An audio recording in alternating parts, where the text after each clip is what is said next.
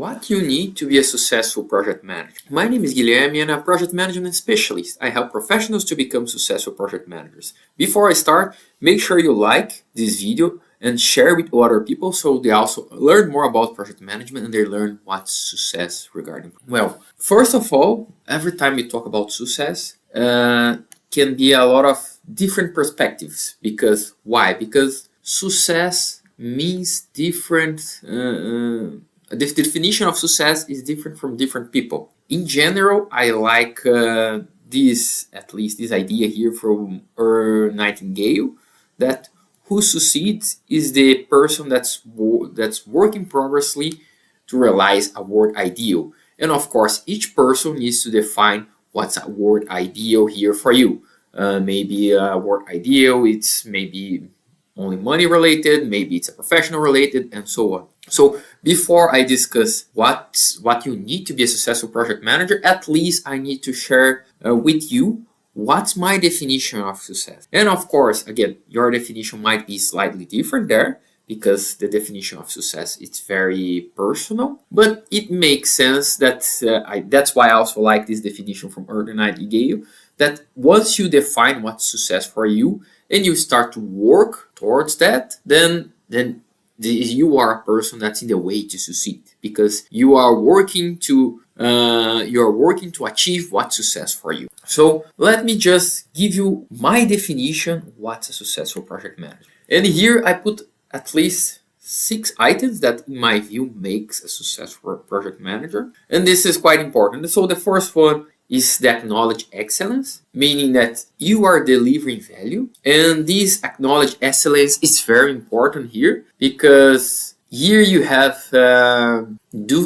different dimensions why you can say excellence, because something that you can do that you think it's excellent, that you are thinking it's good, and then also that's a bit different, or it might be different the way other people perceive you. And why I'm saying that? Because I've seen people that think they are excellent in everything, but everyone around them, they do not have the same idea. Everyone around them, they do not have the same match. So with that, if you're not recognized, your performance is not recognized for people around you, then you're going to struggle with all the other ways, with other steps that I have here. So excellence, acknowledge excellence. It means that you are going to be recognized by your leadership, maybe by your manager, by other managers, maybe sometimes also by your peers, that you do a consistent works that deliver values for the company, for your project, and for your team. So this acknowledge excellence here can go to your manager, to other managers, to your peers, your project manager colleagues, but also to your team. All those people, they need to recognize what you're doing there as a value. And why I'm saying that? Because you might be doing something that you think that's very valuable, but no one else, the company, the team, and the project sees the value what you're doing there. So you need to find a way to close this gap.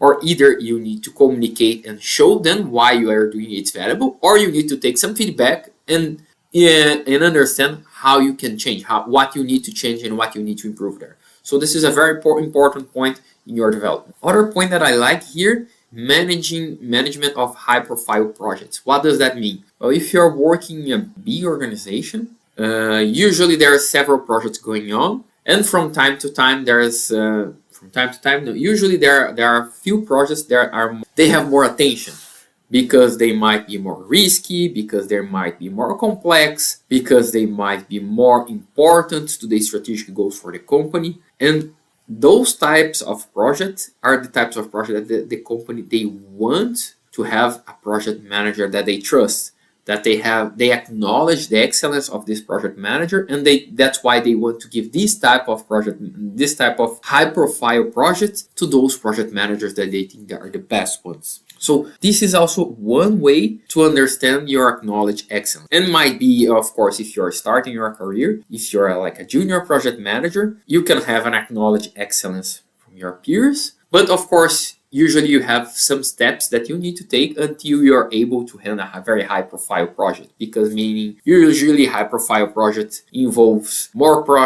pressure, maybe internal or external, and more management attention.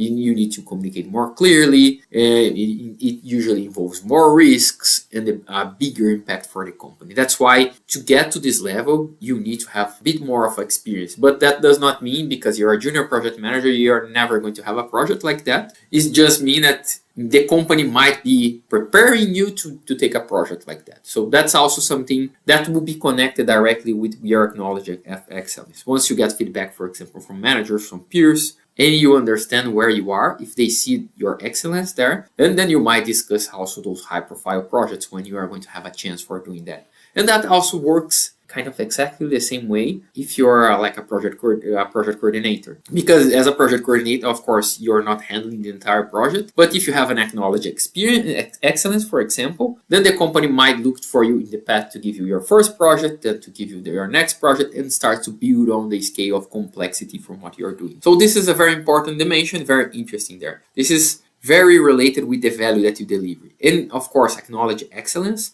You can do that in any type of position that you are. Meaning that if you're working as a project management assistant, as a PMO assistant, as a change management officer, or whatever you're doing there, you can look for ways to have acknowledged of your excellence. And you can do that in any type of profession though. So if you are doing that, for example, in an operation position, very likely you can repeat that in a project management position, because this acknowledged excellence here will require a lot of your soft skills there. So that's also a very important check, even if you're not working with project management, to understand where you are here. Of course, the high profile projects, you might not have it, but you can look for high profile tasks, more complex problems that organization gives to you.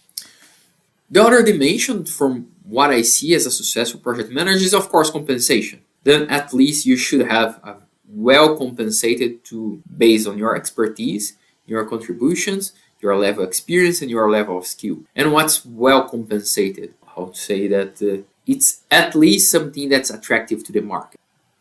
And this is an important part, because I'm not saying that your focus should always be money for everything. But if you have a low salary, that usually in the long term it brings frustration. And if you start to be more and more frustrated, you are going to have problem with the other dimensions there, because then you start to be unhappy, then that will affect the way you're working, that will affect the excellence of the work that you're doing, and so on.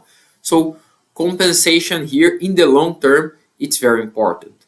Again, it's not a factor that will make you happier, but it's a kind of hygiene factor that will make you unhappy if your compensation is not fair, and if your compensation is not okay, at least it's not attractive on there. And of course, attractive can be very different in different countries. Like in the UK is something, in the United States is something, the Netherlands is something different. So that can vary a lot depending on where you are located, but make sure that you understand there what are the market average, what are the market conditions, and make sure that you are well compensated from what you are doing. So 3 important points. This is a lot of company related or other feedback that you can get. The 4th point is focusing mostly on you.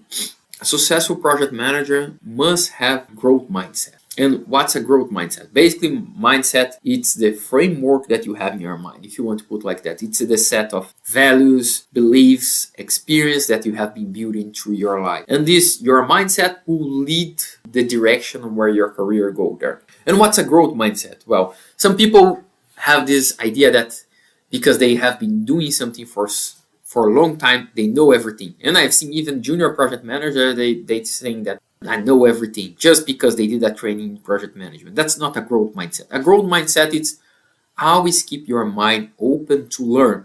So you are always looking how you can learn, how you can improve your abilities. You are looking for feedback, and you are looking for different types of training, different types of content that will help you to grow. This is very important because I've seen a lot of professionals that they say, why you are doing this? You're asking those questions. They say, I have been doing this for 30 years already. And that's a clear case that the growth mindset is not there. The world has been changing the past 30 years. And if you haven't noted, it has been changing a lot. There's new technologies, there's new process, new challenges that you need to continue to learn and continue to adapt. Because I cannot stress enough, because I've seen a lot of professionals, they fall in this pitfall saying, already know everything. Because I have, 10, 20, 30 years of experience.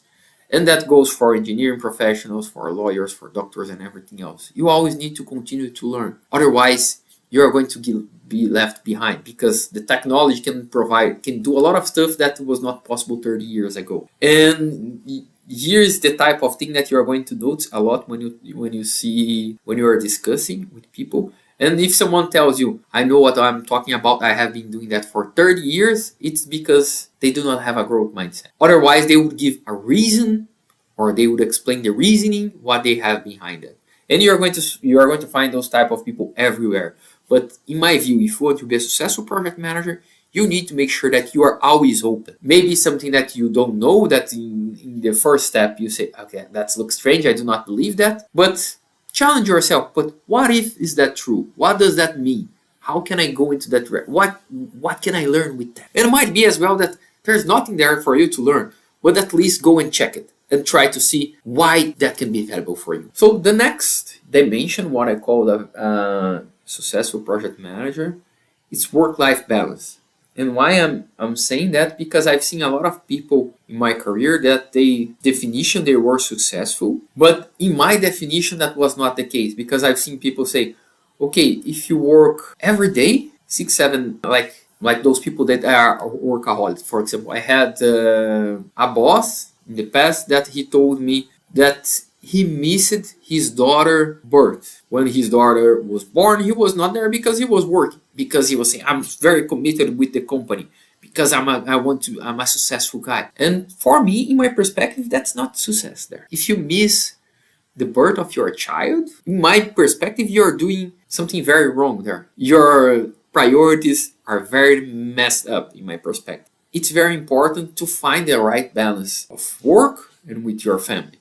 So, meaning that also that being a successful project manager, being an effective project manager does not mean that you need to work more, does not mean working extra hours, does not mean working every night, does not mean working on the weekends. That's not success. Success is learning how to balance up. And when I'm talking about, of course, working extra, yes, I do work sometimes, I do work different weird timelines, but because, for example, every day I put my child into bed, so between around 5, 8, I'm just focusing on my kids. And sometimes I have something important that I need to deliver the other day, but I stop it at 5 because I'm going to focus the time that I have with my kids, because after they go to bed I cannot do anything with them. So that's balance out your life. It does not mean that you're going just to throw away, no, I need to spend time with my family and I'm forget about work. But it's understanding that if you manage your time properly, if you are effective in the way you are managing your time, you can have a good work-life balance, meaning that you can take holidays, you can take time off, you can spend time with your family and still be very successful in what you do at your work. This is just the cherry in the top of the cake for me. What's successful there? Well, it's marked recognition. And how do you measure this marked recognition there? Well, it's very simple. If you keep your LinkedIn profile properly, you're going to measure the marked recognition, because people reach out to you, say, hey, I have a position here. Are you interested to discuss that? Because that shows that you have the skills that the market is looking for. And this is also matched a bit with the idea of growth mindset and having the excellence there. Because if you have a growth mindset, you continue to develop your skills. And if you continue to develop your skills, which are several different ways to do it, from trainings, from mentors, from coachings, from experience, continue to develop yourself, usually you are going to attract attention. Because I can tell you that most of people, they don't do that. Most of people, they are not going to invest. They're not going to invest in themselves. They're not going to invest in their career. And when I'm talking about investment, I'm talking about time investment and also money investment there. So that's my definition of success there. And if it makes sense for you, of course, you can follow through. And of course, if some items, they do not make fully sense, you can adapt what you think it's required there. For example, in the beginning of my career that I was single, I focused much more on my work because, of course, I did not have kids, I did not have a family. And of course, I always try to balance out my life. But my time requirements there were quite different. Now I'm married, I have small kids, then my requirement there from time with the family is quite different again. But that's the nice thing about work-life balance. You need to find your balance accordingly with your phase and accordingly what makes sense for you. Okay, so keeping that in mind, that's what's a successful project manager. When I talk about that, I'm going to tell you what you need to be a successful project manager, or what skills or what extra skills that you need to be a successful project manager. So first of all, because when you talk about project management, invariably people end talking about agile, waterfall, and mainly for people that, if you are not working with project management yet, most of people that are not working with project management, they just thinking those things here. That's why there's so much focus in certifications, and they forget about all the rest, all the other soft skills, all the other transferable skills that you have there. So I like the idea of the iceberg, the analogy of the iceberg. So if you have the analogy of iceberg when you talk about successful project manager, agile and waterfall are just what you can see. It's just what's above the water. Because what else that you're going to have there to be a successful project manager? I've already mentioned a few already when I talk about success. Growth mindset there. Very important. Because if you do not have a growth mindset, how to build all those other things that you're going to see here below the water, the iceberg, that's going to be very difficult. Because a growth mindset will lead you to be proactive, which is very important for a project manager, will lead you to learn how to adapt, will lead you to have an ownership. That's very important here when I talk about ownership. You understand, I talk about the mindset, but also what's in your control zone and what's in your influence zone and what's outside of your control zone. That's ownership. So what you can do to change the situation. And that's directly connected with the growth mindset. Because if you have a growth mindset, you are thinking, okay, what else I can do proactively? What else I can do to adapt to grow into my career? How I can adapt my communication to improve here? How can I improve my leadership? How can I improve my teamwork? How can I improve my problem solving? How can I improve here my organization skills?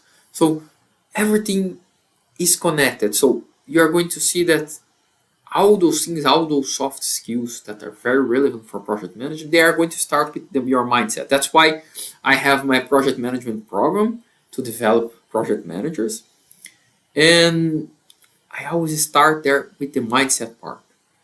Because there's a lot of work to be done. And don't get me wrong, everyone has work to do with the mindset. Nobody will be perfect. You're going to find even the top performance coaches around the world, for example, Tony Robbins. He's in his second marriage. And even though he's a top performer, he can understand a lot how to improve people, even though he struggle with some parts of his life. Struggle might be a strong word, but yeah, you expect that a guy like this would have a successful marriage for life. Not necessarily, because he divorced and married again. So everything starts with your mindset, and you can have the best mindset right now, but there's always space to grow. And that's also the nice thing of having a growth mindset. You always have this idea, there's always something to improve, because nobody in the world will be perfect.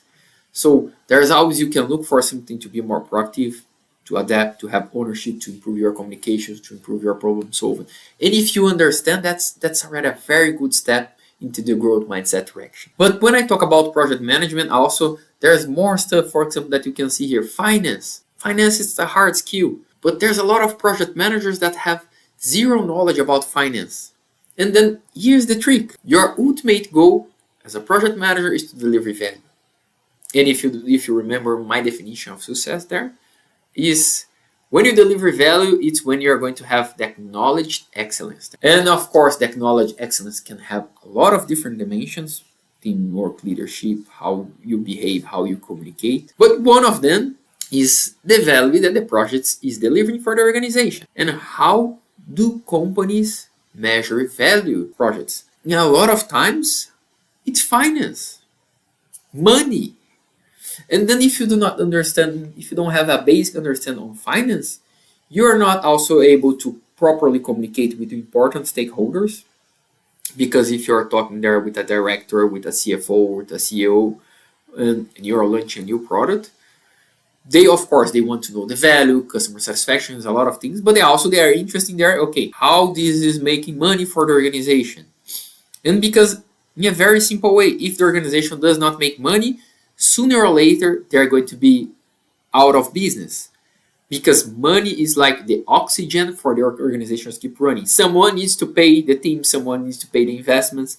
So finance there for you is essential. And again, that's why in my program, the program that I have to develop project managers, I do have an entire session about finance, financial foundations, financial KPIs, how to do cost management, how to business cases. Because when you talk about waterfall, for example, if you are studying for a PMP examination, you are going to see there they talk about cost management. There is an entire knowledge area talking about cost management on PMBOK. If you are working with Prince 2, there is one of the Prince 2 principles, this business justification there. But the only way you can do that if you have an understanding about finance. And when I'm talking about finance, I'm talking about finance for project managers. I'm not talking about finance to be an accountant. I'm not talking about finance to be a CFO, to be a controller, or anything else. Basics of finance that you need to understand to manage a business case.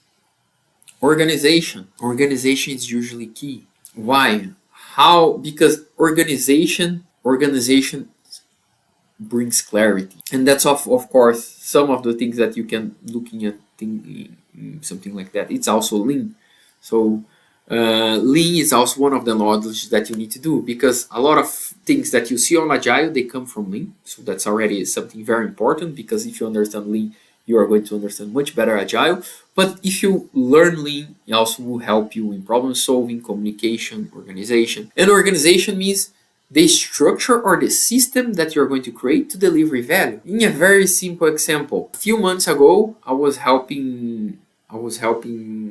mentoring a junior project manager that was working in a company with a very low project management maturity, and they were struggling a lot with their project. And the first step, and say, they did not have clarity in the scope. Why? Because this was not properly organized. And when I'm talking about organizing the scope of project, I'm talking about using a tool like a work breakdown structure that you see here in Waterfall.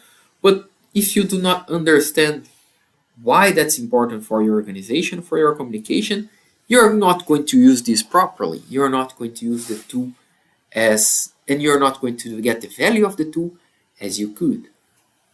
And all those soft skills, and here with the iceberg, of course, I'm just pointing out some of them,